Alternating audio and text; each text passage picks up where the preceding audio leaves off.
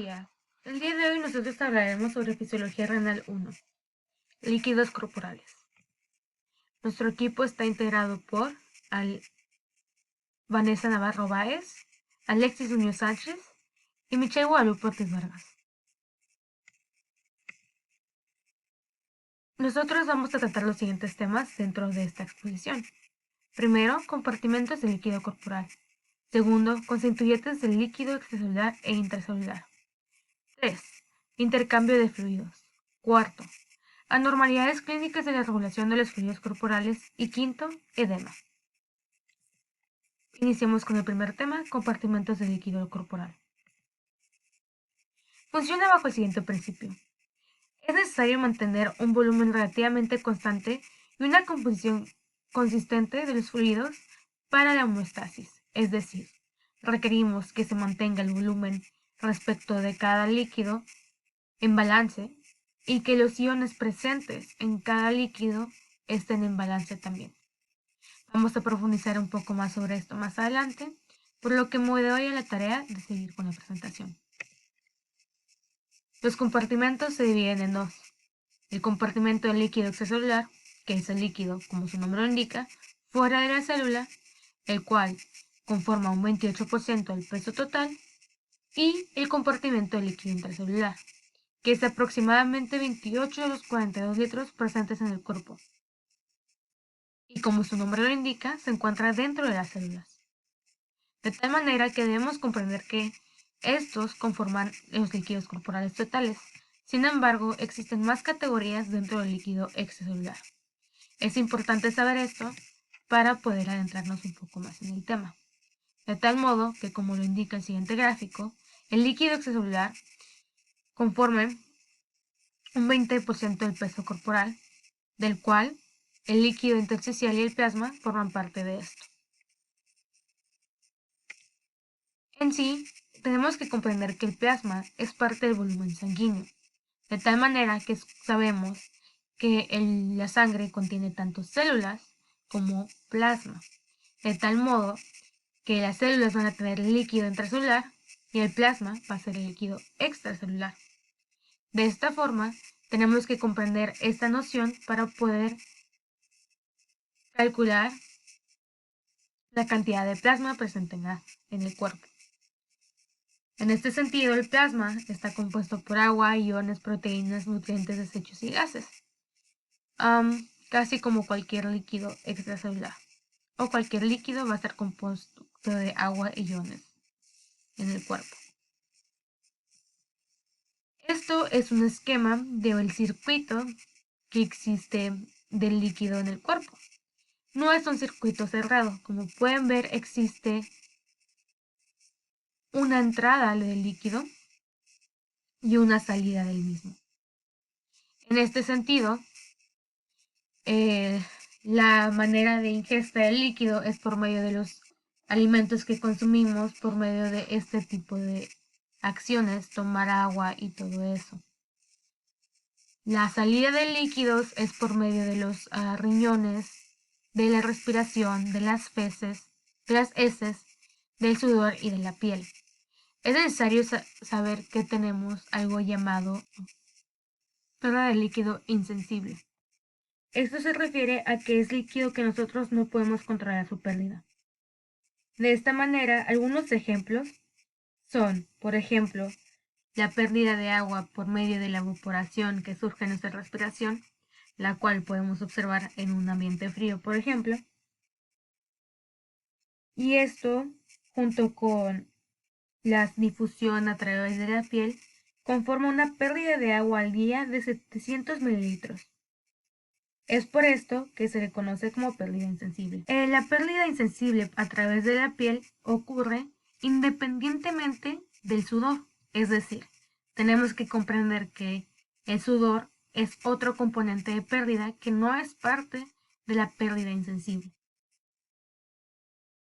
La pérdida de agua insensible por medio del tracto respiratorio es de 300 a 400 mililitros por día.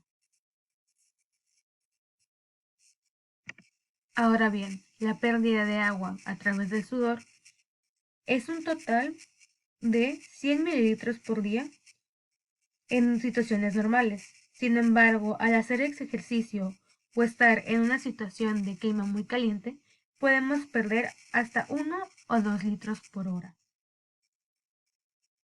La pérdida de agua por medio de las heces es muy pequeña, de 100 mililitros por día. Sin embargo, se puede ver afectado si la persona padece de alguna infección o alguna otra afección que pueda causar pérdida grande de líquidos a través de la diarrea severa, por ejemplo. La pérdida de agua de líquido a través de los riñones puede ser muy variable. Depende si la persona se encuentra hidratada o deshidratada o de si la persona está en un estado de estrés. De tal manera que puede variar de hasta 500 mililitros por día a 20 litros por día en una persona que ha tomado agua en cantidades excesivas. Ahora bien, para comprender la ingesta tenemos que comprender que existen dos grandes mecanismos. El previamente mencionado mecanismo de alimentación, por decirlo de una manera simple, que puede ser hasta 2100 mililitros de líquido al día de ingesta, y a través del metabolismo, que pueden ser 200 mililitros al día, siendo en total la ingesta total regular de 2300 mililitros. Y la secreción total en un día regular viene siendo la misma, 2300 mililitros. Sin embargo, en condiciones extremas, la ingesta puede ser, la ingesta y la excreción pueden tener grandes separaciones. De tal manera que en condiciones de ejercicio podemos perder hasta 6600 mililitros al día. Aquí podemos ver cómo es que los linfáticos juegan un papel muy importante en mantener un balance entre el fluido intersticial y el plasma. De igual manera, puede haber un balance entre los distintos fluidos por medio de las membranas celulares y de las membranas capilares. Este es en sí el diagrama de la pérdida y ganancia de líquidos en todo el cuerpo. Tema 2. Constituyentes de líquido extracelular e intracelular. Como he mencionado previamente, los líquidos corporales están compuestos por iones en gran medida, de tal manera que deben estar balanceados de una manera específica para que puedan funcionar el cuerpo de manera apta. Por ejemplo, en el líquido extracelular va a haber una cantidad mayor de cationes de sodio que en el líquido intracelular. Sin embargo, sabemos que existe un balance entre entre el sodio y el potasio presentes en los líquidos, de tal manera que debe existir una cantidad grande de sodio extracelularmente y una cantidad grande de potasio intracelularmente hablando. Lo mismo sucede con otros tipos de iones, como es el calcio y el magnesio, todos estos cationes cargados positivamente. Existen aniones con carga negativa, que son el cloro, que va a estar en mayor medida en el líquido extracelular, las proteínas, entre otras cosas. De este modo, tenemos que saber que este tipo de mediciones pueden servirnos para poder calcular la cantidad de líquido presente. ¿Cómo es esto? Existen indicadores de volumen de fluido, como lo son los indicadores del total como lo son los indicadores de el líquido total corporal. El principio bajo que funcionan es por medio de la dilución, es decir, sabemos que si nosotros insertamos 100 mililitros de agua al torrente sanguíneo, estos nunca van a cambiar, siempre serán 100 mililitros, sin embargo van a estar diluidos. Esta dilución de los 100 mililitros nos permite saber en qué medida hay agua total, por ejemplo. Esto basado en el principio de conservación de la materia. De tal manera que, sabiendo esto, existen distintas maneras de medir los volúmenes de los compartimentos. Para medir un volumen en específico, hablando generalmente, sabemos que tenemos el volumen B y el volumen A. Esto en sí es un despeje, una regla de 3, por lo que para saber cuánto es el volumen B respecto al volumen A, tenemos que saber la concentración de A y la concentración de B, que como ya se ha mencionado previamente, siempre sabemos la concentración de B debido a que nosotros lo hemos indicado. De este modo, volumen A por concentración de A, todo esto dividido por concentración de B es igual al volumen B. Otros cálculos que son importantes son el volumen intracelular y el volumen del fluido intersticial, debido a que no existen indicadores para esto. Sin embargo, existen indicadores para otras medidas. En este sentido, con estos indicadores podemos vernos en el beneficio de usarlos. De este modo, el volumen intracelular se calcula por medio del volumen total de agua menos el volumen extracelular. El volumen del fluido intersticial sabemos que está compuesto que el volumen extracelular está compuesto por el volumen del fluido intersticial y el volumen del plasma. En este sentido, nuevamente hacemos un despeje. Volumen extracelular menos volumen de plasma nos hará saber cuánto es el fluido intersticial. Esto lo podemos ver nuevamente en esta plantilla.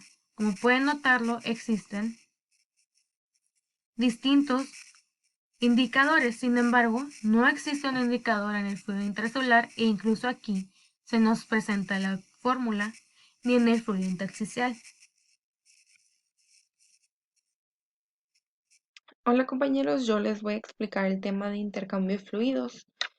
Para comenzar vamos a hablar de ósmosis y presión osmótica. Pues como sabemos, las membranas celulares son permeables selectivamente. Esto quiere decir que son relativamente impermeables a la mayoría de los solutos, pero muy permeables al agua.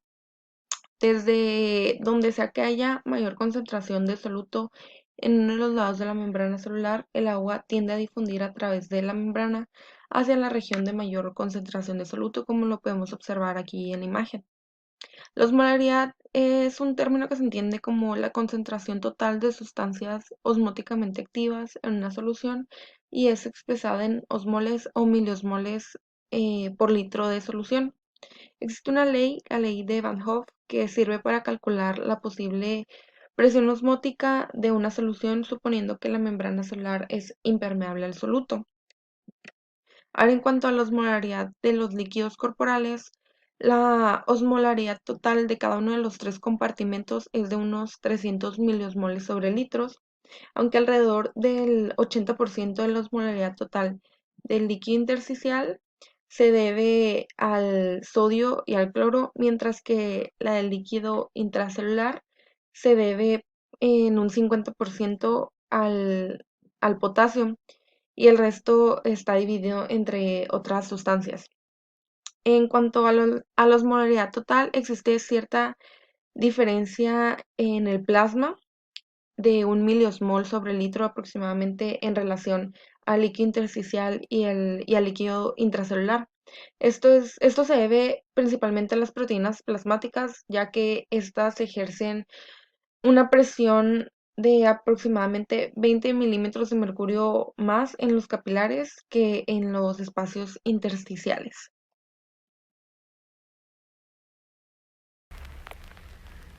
Hola, muy buen día. Mi nombre es Alexis Nuño Sánchez y yo voy a continuar el tema de intercambio de fluidos hablándoles un poco acerca de los líquidos isotónicos, hipotónicos e hipertónicos.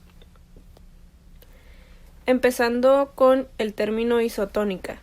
Se dice que una solución es isotónica cuando la osmolaridad de esta es de 280 miliosmoles sobre litro. Esto quiere decir que la célula no se va a encoger ni se va a hinchar porque la concentración de agua tanto en el líquido intracelular como en el extracelular es igual. Y ejemplos de este tipo de solución es el cloruro de sodio al 0.9% y la solución de glucosa al 5%.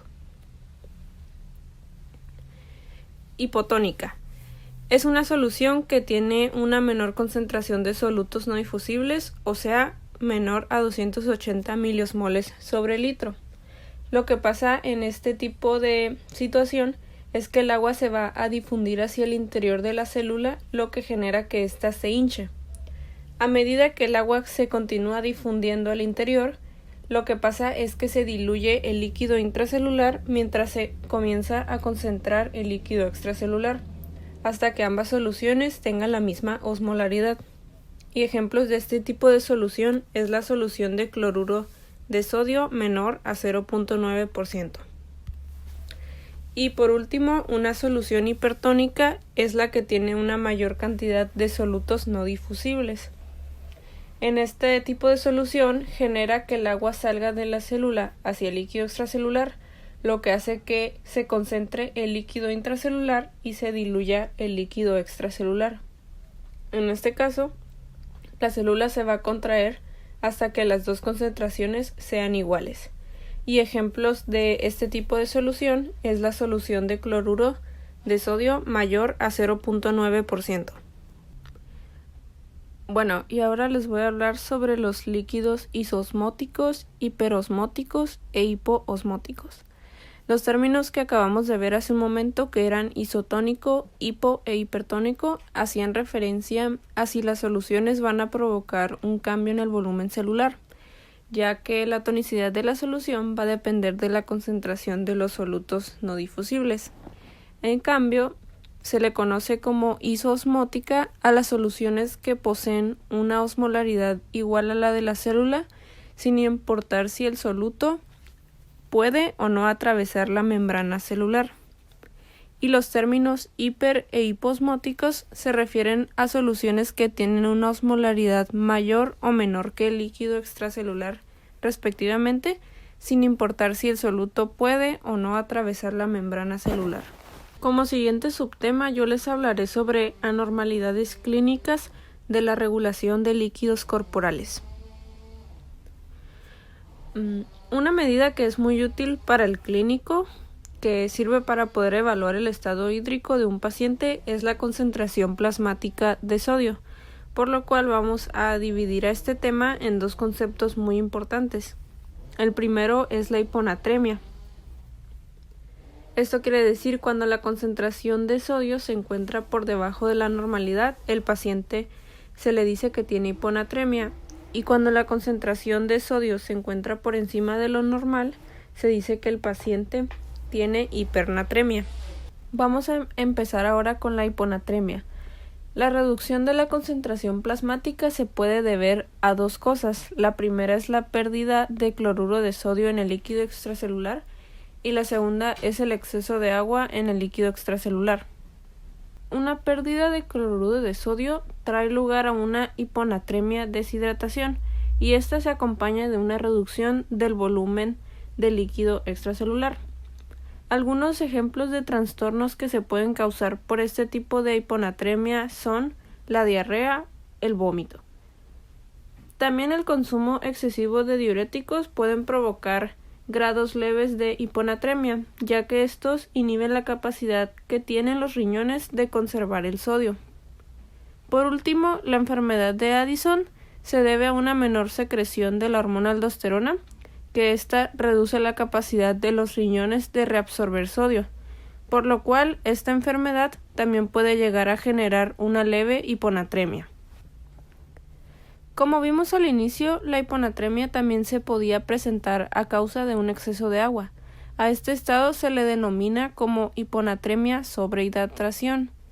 Un ejemplo de esta situación es la secreción excesiva de la hormona antidiurética, ya que hace que el túbulo renal reabsorba más agua, lo que provoca una hiponatremia y a la vez una sobrehidratación.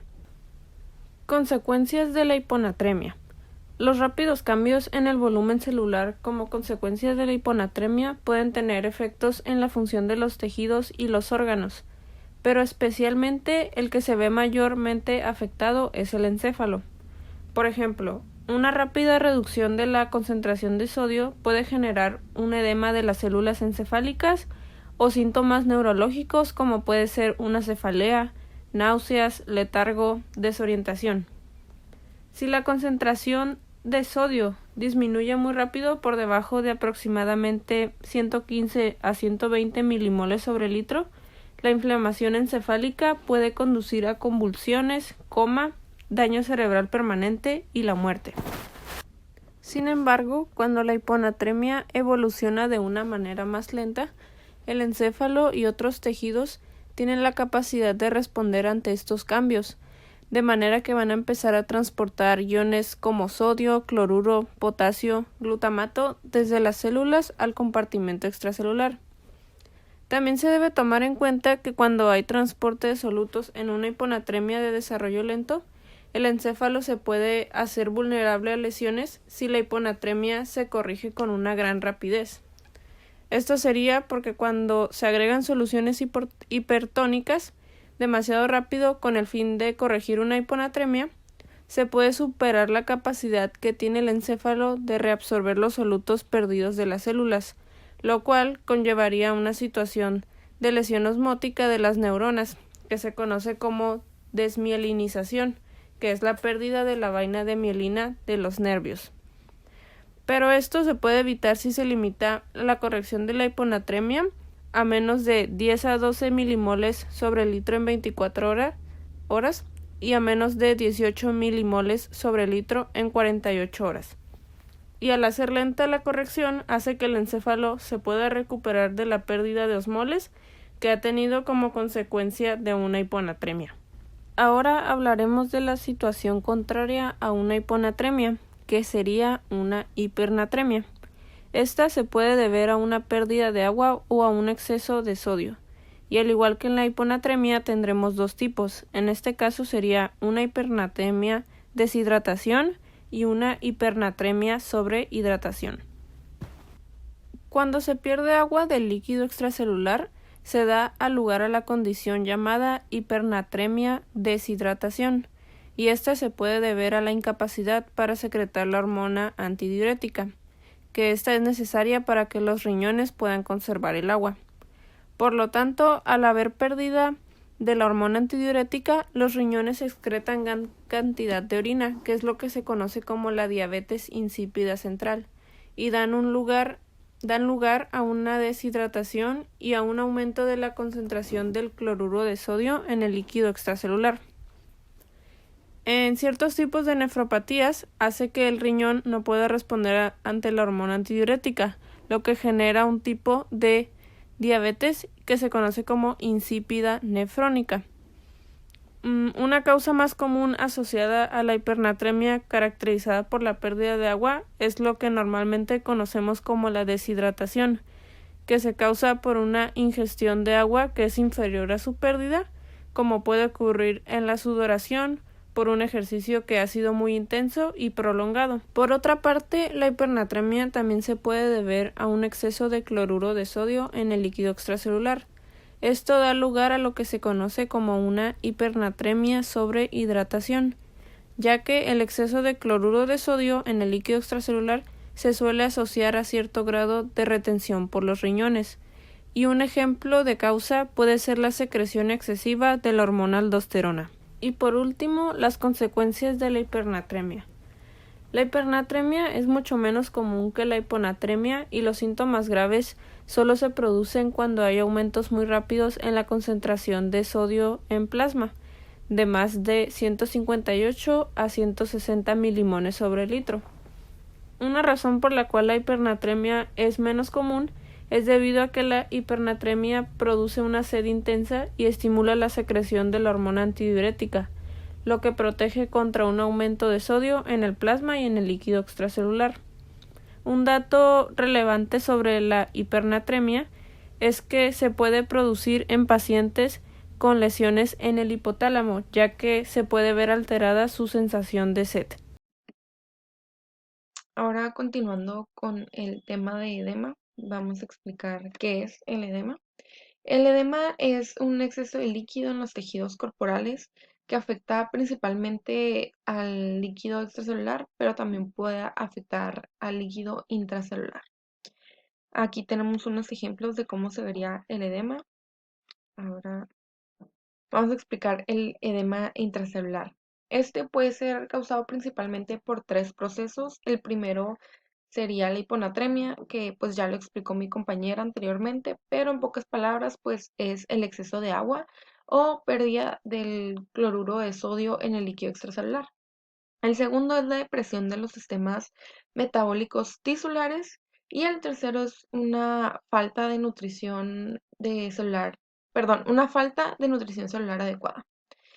De manera general, esta clase de aumento de volumen intracelular puede ser el preludio de la muerte de un tejido, ya que muy así generalmente hablando, si hay menos flujo sanguíneo en un tejido, hay menos oxígeno y nutrientes. Por ende, el metabolismo también va a disminuir, lo que va a deprimir la función de las bombas iónicas en la membrana celular. Entonces, el sodio, en vez de salir, va a acumularse intracelularmente y así por ósmosis va a comenzar a entrar agua a la célula.